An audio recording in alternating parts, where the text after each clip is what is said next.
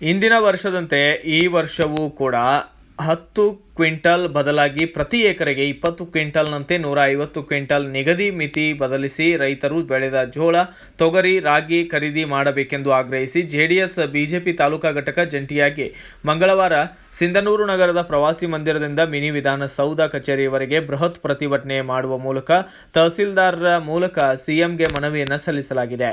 ಈ ಸಂದರ್ಭದಲ್ಲಿ ಗಣ್ಯಮಾನ್ಯರು ಮಾತನಾಡಿದ್ದು ಹೀಗೆ.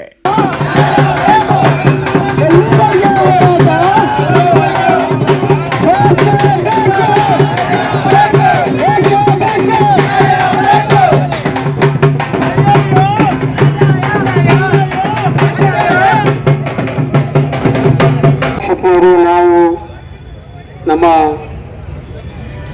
ಹನುಮನಗೌಡರು ಮಾತನಾಡಿ ಇವತ್ತು ಏನು ಸರ್ಕಾರ ಆದೇಶ ಮಾಡಿದೆ, ಎಕರೆಗೆ 10 ಕ್ವಿಂಟಾಲು 150 ಕ್ವಿಂಟಾಲು ಒಬ್ಬ ರೈತನಿಂದ ತೆಗೆದುಕೊಳ್ಳೋದು ಲಿಮಿಟ್ ಹಾಕಿ ಒಂದು ಆದೇಶವನ್ನು ಮಾಡಿದ್ದಾರೆ. ಇದು ಈಗ ಮಾಡಿರೋ ಆದೇಶ ಅಲ್ಲ, ಹಿಂದೆ ಕೂಡ ಇದೇ ಥರದ ಆದೇಶಗಳಿದ್ದು ನಾವು ಅಧಿಕಾರದಲ್ಲಿದ್ದಾಗ ಈ ಆದೇಶಗಳನ್ನು ಒತ್ತಾಯ ಮಾಡಿ ಮಂತ್ರಿಗಳ ಗಮನಕ್ಕೆ ತಂದು ಹನುಮನಗೌಡರು ನಾವು ವಿರೂಪಾಕ್ಷಪ್ಪನವರು ಕೂತು ಇದನ್ನ ಮಾಡಲೇಬೇಕಾಗ್ತದೆ. ನಾನು ಸದನದ ಒಳಗಡೆನೂ ಇದರ ಬಗ್ಗೆ ಸುದೀರ್ಘವಾಗಿ ಮಾತನಾಡಿದ ಮೇಲೆ ಅಂದಿನ ಮಂತ್ರಿಗಳು ಆಹಾರ ಸಚಿವರ ಜೊತೆ ಕೂತು ಚರ್ಚೆ ಮಾಡಿ ಇದನ್ನ 20 ಕ್ವಿಂಟಾಲ್ಗೆ ಏರಿಸಿ ಆ 150 ಕ್ವಿಂಟಾಲ್ ಅನ್ನೋದನ್ನ ತೆಗೆದು ಹಾಕಿ ಎಷ್ಟು ಪಾಣಿ ಇರ್ತತೆ ಅಷ್ಟು ನೀವು ಜೋಳ ಖರೀದಿ ಮಾಡಬೇಕು ಅಂತಕ್ಕಂಥ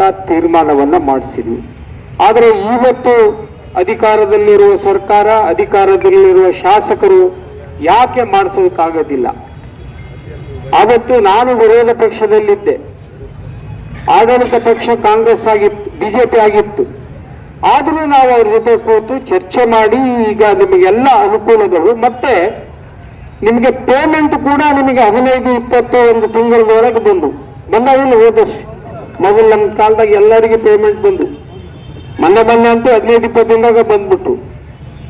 ಈಗ ಹೋದ ವರ್ಷ ಪರಿಸ್ಥಿತಿ ಏನು? 4 ತಿಂಗಳ ಕಟಾವಾದ ಮೇಲೆ 4 ತಿಂಗಳದ ಮೇಲೆ ಖರೀದಿ ಕೇಂದ್ರ ತೆಗಿತಾರೆ. 4 ತಿಂಗಳ ತನಕ ತೆಗಿಲಿಲ್ಲ. ನೀವು ಜೋಳ ಯಾವ ಊರ ಹೋದ್ರೆ ಶಾಲೆಗ ಅಲ್ಲೇ ಇಲ್ಲೇ ಮನೆ ಮುಂದೆ ಜೋಳ ಒಟ್ಟಿಗೆ ಕೂತಿದ್ರಿ. 4 ತಿಂಗಳ ಆದ್ಮೇಲೆ ತೆಗೆದ ಮೇಲೆ ಆದರೂ ಈ ಸರ್ಕಾರ ಅಧಿಕಾರಿಗಳ ಮೇಲೆ ಅವರು ಹಿಡಿತ ಆಯಿತು, ಅಧಿಕಾರಿಗಳು ಅವ್ರ ಮಾತು ಕೇಳೋದೆಲ್ಲ ಗೊತ್ತಿಲ್ಲ ನನಗೆ. ಒಂದು ಸಾರಿ ನೋಂದಣಿ ಆದ್ಮೇಲೆ ಸರ್ಕಾರದ ಹತ್ರ ದಾಖಲೆ ಇರ್ತೈತೆ, ಎಷ್ಟು ಜನ ರೈತರು ನೋಂದಣಿ ಮಾಡಿದ್ದಾರೆ, ಎಷ್ಟು ಜೋಳ ಕೊಡ್ತಾರೆ ಅನ್ನೋದು ಅವ್ರ ಹತ್ರ ದಾಖಲೆ ಇರ್ತೈತೆ. 1 ಎಕರೆಗೆ ನೀವು 10 ಕ್ವಿಂಟಲ್ ಅಂತ ಮಾಡಿದ್ರೆ ಅವನು ಎಷ್ಟು ಕೊಡ್ತಾನ ಪಾಣಿ, ಅದ್ರ ಮೇಲೆ ಎಷ್ಟು ಕ್ವಿಂಟಾಲ್ ಕೊಡ್ತಾನ ಅನ್ನೋದು ಮಾಹಿತಿ ಅವ್ರ ಹತ್ರ ಇರ್ತೈತೆ. ಅದಕ್ಕೆ ಬೇಕಾದ ಚೀಲಗಳನ್ನ ಮುಂಗಡವಾಗಿ ಖರೀದಿ ಮಾಡಿ ಆಮೇಲೆ ಖರೀದಿ ಕೇಂದ್ರ ಪ್ರಾರಂಭ ಮಾಡಬೇಕು. ಇಲ್ಲೇನಾಯ್ತು? ಖರೀದಿ ಕೇಂದ್ರ ಪ್ರಾರಂಭ ಮಾಡ್ಬೇಕು. ಈಗ ನೋಡಿ, ತೊಗರಿ ಖರೀದಿ ಆಗಿ ಆಗಲೇ 10 ದಿನ ಆಯ್ತು. ಇವತ್ತಿಗೂ ಆ ತೊಗರಿ ಖರೀದಿ ಕೇಂದ್ರನೇ ತೆಗೆದಿಲ್ಲ. ನಿನ್ನೆ ಪೇಪರ್ನಲ್ಲಿ ಬಂದೈತೆ. ಮತ್ತೆ ಅದನ್ನು ತೆಗಿಬೇಕು ಅನ್ನೋದು ಯಾರಿಗಿರ್ಬೇಕು? ಅಲ್ಲಿಯ ಶಾಸಕರುಗಳಿಗಿರ್ಬೇಕಲ್ಲ. ನೀವು ಅದನ್ನೇ ನೀವು ಆಯ್ಕೆ ಮಾಡುವಾಗ ಎಂಟರನ್ನ ಮಾಡ್ಬೇಕನ್ನೋದನ್ನ ನೀವು ತೀರ್ಮಾನ ಮಾಡಬೇಕು. ಇಲ್ಲ ಅಂದ್ರೆ ಎಲ್ಲ ಅನುಭವಗಳನ್ನು ನೀವು ಅನುಭವಿಸ್ಬೇಕಾಗ್ತದೆ. ಈಗ ನೋಡಿ, ಈಗ ನಿಮಗೆ 10 ಕ್ವಿಂಟಲ್ ತಗೊಂಡ್ರೆ ಇವತ್ತು ಈ ಸಾರಿ ಜೋಳ ಅತಿ ಚಲೋ ಬಂದೈತೆ. ಬಲಿ 28ರಿಂದ 30 ಕ್ವಿಂಟಲ್ ಇಳುವರಿ ಬರ್ತಾವಿಲ್ಲ? 28-30 ಬರ್ತಾವಿಲ್ಲ?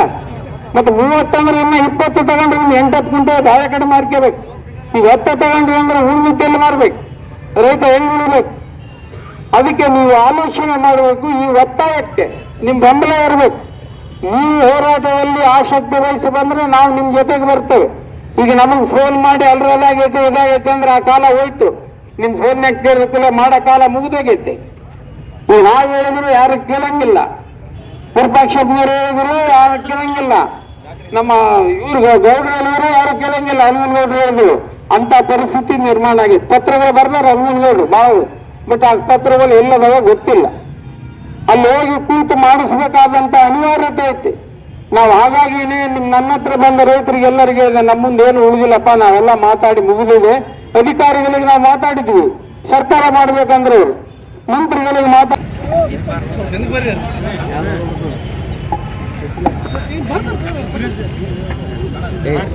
ಜಾತ್ಯತೀತ ಜನತಾದಳ ಹಾಗೂ ಬಿಜೆಪಿ ಎರಡು ಸಿಂಧನೂರು ತಾಲೂಕಿನ ಪಕ್ಷದ ಜಂಟಿ ಹೋರಾಟ ಇವತ್ತು ಜೋಳ ಬೆಳೆದ ರೈತರ ಪರವಾಗಿ ಮಾಡ್ತಾ ಇದ್ದೇವೆ.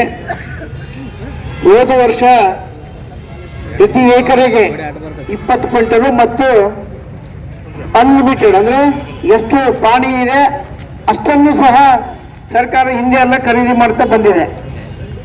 ಆದರೆ ಏಕಾಏಕಿ ಈ ಸಲ ಎಕರೆಗೆ ಕೇವಲ 10 ಕ್ವಿಂಟಲ್ ಮತ್ತು ಮ್ಯಾಕ್ಸಿಮಮ್ 150 ಕ್ವಿಂಟಲ್ ಮಾತ್ರ ಖರೀದಿ ಮಾಡ್ತೀವಿ ಅಂತ ತೀರ್ಮಾನವನ್ನು ಮಾಡಿದ್ದಾರೆ. ಇದರಿಂದ ರೈತರಿಗೆ ಬಹಳ ಕಷ್ಟ ಆಗ್ತದೆ. ಯಾಕಂದ್ರೆ ಉಳಿದ ಈಗ 20ರಿಂದ 25 ಕ್ವಿಂಟಲ್ ಸಹಜವಾಗಿ ಪ್ರತಿ ವರ್ಷ ಬೆಳೀತಾ ಬಂದಿದ್ದಾರೆ. ಕೆಲವೊಬ್ರು 28-30 ಕ್ವಿಂಟಲ್ವರೆಗೂ ಬೆಳೀತಾರೆ. ಆಗ ಉಳಿದ ಜೋಳವನ್ನ ಎಲ್ಲಿ ಮಾಡ್ಕೋಬೇಕು? ಹಾಗಾಗಿ ಇವತ್ತು ಜೋಳ ಬೆಳೆದಂತ ರೈತರು ಬಹಳ ಕಳೆದ 5-6 ವರ್ಷಗಳಿಂದ ಆನಂದವಾಗಿದ್ದಾರೆ, ಸಂತೋಷವಾಗಿದ್ದಾರೆ, ನೆಮ್ಮದಿಯ ಬದುಕನ್ನ ಕಟ್ಕೊಂತಿದ್ದಾರೆ. ಯಾಕಂದ್ರೆ ಅವರಿಗೆ ಪೇಲೆಂಡು ನೀರು ಸಿಗದೇನೆ ಬಹಳ ತೊಂದರೆ ಇರ್ತಾ ಇದ್ರು.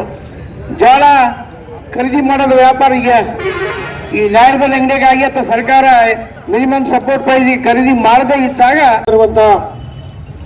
ಮಾಜಿ ಸಚಿವರು, ಮಾಜಿ ಶಾಸಕರು ಆಗಿರುವಂತಹ ಸನ್ಮಾನ ಶ್ರೀ ವೆಂಕಟರಾವ್ ನಾಡಗೌಡ್ರೆ ಹಾಗೂ ಕರ್ನಾಟಕ ರಾಜ್ಯದ ಬೆಲೆ ಆಯೋಗದ ಮಾಜಿ ಅಧ್ಯಕ್ಷರಾಗಿರ್ತಕ್ಕಂಥ ಮತ್ತು ಈ ಸರ್ಕಾರ ಖರೀದಿಗೆ ಕಾರಣೀಭೂತರಾಗಿರ್ತಕ್ಕಂಥ ಹನುಮನಗೌಡ ಬೆಳಗುರ್ಕಿಯವರೇ ಹಾಗೂ ಭಾರತೀಯ ಜನತಾ ಪಕ್ಷದ ಅಧ್ಯಕ್ಷರಾದಂಥ ವೆಂಕವ್ವಣ್ಣವರೇ, ಜೆಡಿಎಸ್ ಅಧ್ಯಕ್ಷರಾಗಿರ್ತಕ್ಕಂಥ ಬಸವರಾಜ ನಾಡಗೌಡ್ರೆ, ಎಲ್ಲ ಎರಡೂ ಪಕ್ಷದ ಮುಖಂಡರುಗಳೇ, ಬಹಳ ವಿಶೇಷವಾಗಿ ಇಲ್ಲಿ ಸೇರಿರ್ತಕ್ಕಂಥ ರೈತ ಬಂಧುಗಳೇ,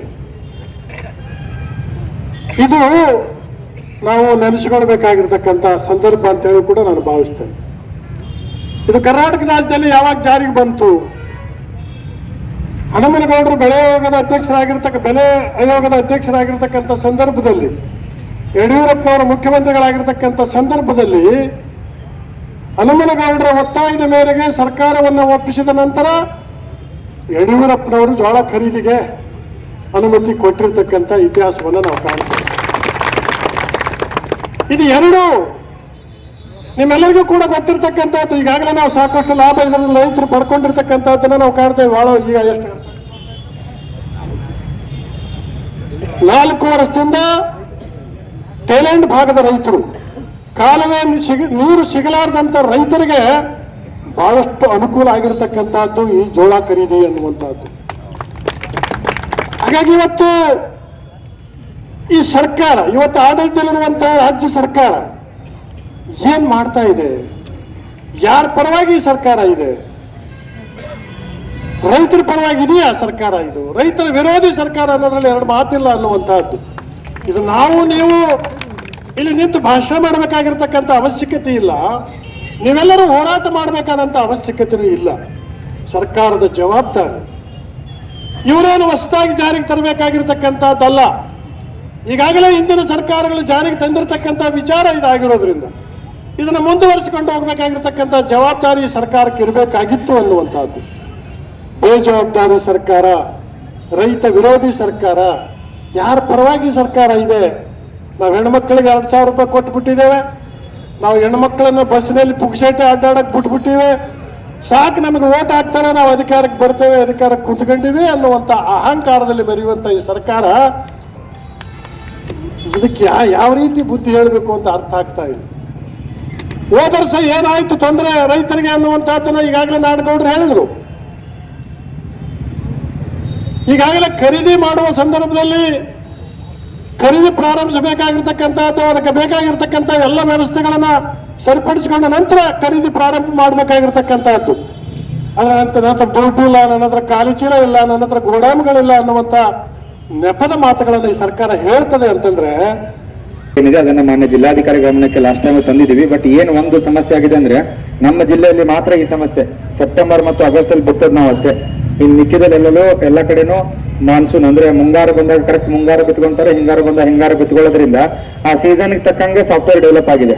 ಸೊ ಅದನ್ನ ಇಡೀ ರಾಜ್ಯಕ್ಕೆ ಅಳವಡಿಸಿರೋದ್ರಿಂದ ಬರೀ ಸಿಂಧನೂರಿಗಷ್ಟೇ ಅದನ್ನ ಸರಿಪಡಿಸ್ಲಿಕ್ಕೆ ಆಗೋದಿಲ್ಲ ಅಂತಕ್ಕಂಥ ಮಾತನ್ನ ಹೇಳಿದ್ರು. ಬಟ್ ಅದಕ್ಕೆ ಬದಲಾಗಿ ಏನಾದರೂ ಪರ್ಯಾಯವಾಗಿ ಯೋಚನೆ ಮಾಡಬೇಕಾದ ಅನಿವಾರ್ಯತೆ ಇರೋದ್ರಿಂದ ಅದನ್ನು ಸಹ ಮಾನ್ಯ ಜಿಲ್ಲಾಧಿಕಾರಿಗಳ ಗಮನಕ್ಕೆ ತರ್ತೀವಿ. ಅಂಡ್ ಇದು ಅಲ್ಲ ಖರೀದಿ ಆಯ್ತು ಸರ್, ಬೆಳೆ ಸರ್ವೆ ಮಾಡುವಾಗ ರಾಯಚೂರು ಜಿಲ್ಲೆ, ಬಳ್ಳಾರಿ ಜಿಲ್ಲೆ, ಚಾಮರಾಜನಗರ ಜಿಲ್ಲೆ, ದಾವಣಗೆರೆ ಜಿಲ್ಲೆ, ಹೈಬ್ರಿಡ್ ವಿಜಯನಗರ ಸೊ ಅದು ಒಂದು ಸಾಫ್ಟ್ವೇರ್ ಅಲ್ಲಿ ಬದಲಾವಣೆ ಆಗಬೇಕಾಗಿರೋದು. ಅದ್ರ ಜೊತೆಗೆ ತಾವು ಹೇಳಿದಂಗೆ ಈಗ ಕ್ವಿಂಟಾಲ್ ಮಿತಿ ಈಗಾಗಲೇ ಮಾನ್ಯ ಶಾಸಕರು ಸಹ ತಮಗೆಲ್ಲರಿಗೂ ಹೇಳಿದ್ರು, ಕ್ವಿಂಟಾಲ್ ಮಿತಿಯನ್ನ ತೆಗೆದಿದ್ದೀವಿ ಅಂತಕ್ಕಂಥದ್ದನ್ನು ಅಫಿಷಿಯಲ್ ಆಗಿ ಒಂದು ನಮಗೆ ರಿಟರ್ನ್ ಡೈರೆಕ್ಷನ್ ಬರೋದು ಬಾಕಿ ಇದೆ. ಬಟ್ ಲಾಸ್ಟ್ ಇಯರ್ ಅಷ್ಟೇ ರಿಟರ್ನ್ ಡೈರೆಕ್ಷನ್ ಸ್ವಲ್ಪ ಲೇಟ್ ಆಗಿ ಬಂದಿತ್ತು. ಈ ವರ್ಷನೂ ಬರೋ ಸಾಧ್ಯತೆ ಇದೆ. ನೋಂದಣಿ ಪ್ರಾರಂಭವಾಗಿದೆ, ನೋಂದಣಿ ಮಾಡ್ಕೊಳ್ಳಿ. ಆದಷ್ಟು ಬೇಗನೆ ತಾವು ಹೇಳಿದಂಥ ನ್ಯೂನತೆಗಳೇನು ಒಂದು 4-5 ನ್ಯೂನತೆಗಳನ್ನ ಈಗಾಗಲೇ ಮಾಜಿ ಸಚಿವರು ಓದಿ ಹೇಳಿದ್ರು, ಅದನ್ನೆಲ್ಲವನ್ನು ಸಹ ಸರ್ಕಾರದ ಗಮನಕ್ಕೆ ತಗೊಂಡ್ಬರ್ತೀವಿ. ಅಂಡ್ 24 ಸಹ ಮೀಟಿಂಗ್ ಇದೆ, ಮಾನ್ಯ ಜಿಲ್ಲಾಧಿಕಾರಿಗಳ ಗಮನಕ್ಕೆ ತಂದು ಸರ್ಕಾರದ ಮಟ್ಟಕ್ಕೆ ಮುಟ್ಟಿಸ್ತೀವಿ. ಧನ್ಯವಾದ. ಈ ವೇಳೆ ಜೋಳ ಬೆಳೆದ ರೈತರ ಪರವಾಗಿ ಜೆಡಿಎಸ್, ಬಿಜೆಪಿ, ರಾಜ್ಯ ಸರ್ಕಾರದ ವಿರುದ್ಧ ಬೃಹತ್ ಪ್ರತಿಭಟನೆ ಭಾಗಿಯಾದ ಮಾಜಿ ಸಚಿವ ವೆಂಕಟರಾವ್ ನಾಡಗೌಡ, ಮಾಜಿ ಸಂಸದ ಕೆ ವಿರೂಪಾಕ್ಷಪ್ಪ, ಮಾಜಿ ಬೆಳೆ ಆಯೋಗದ ಅಧ್ಯಕ್ಷ ಹನುಮನಗೌಡ ಬೆಳಗುರ್ಕಿ, ಜೆಡಿಎಸ್ ತಾಲೂಕಾ ಘಟಕದ ಅಧ್ಯಕ್ಷ ಬಸವರಾಜ ನಾಡಗೌಡ, ಬಿಜೆಪಿ ಗ್ರಾಮೀಣ ಘಟಕದ ಅಧ್ಯಕ್ಷ ವೆಂಕೋಬ್ ನಾಯಕ್ ಸೇರಿದಂತೆ ಇತರರು ಕೂಡ ಸಾಥನ್ನ ನೀಡಿದ್ದಾರೆ. Bureau report, Basavaraja Bukkanahatti, BV5 news Kannada, Sindhanur.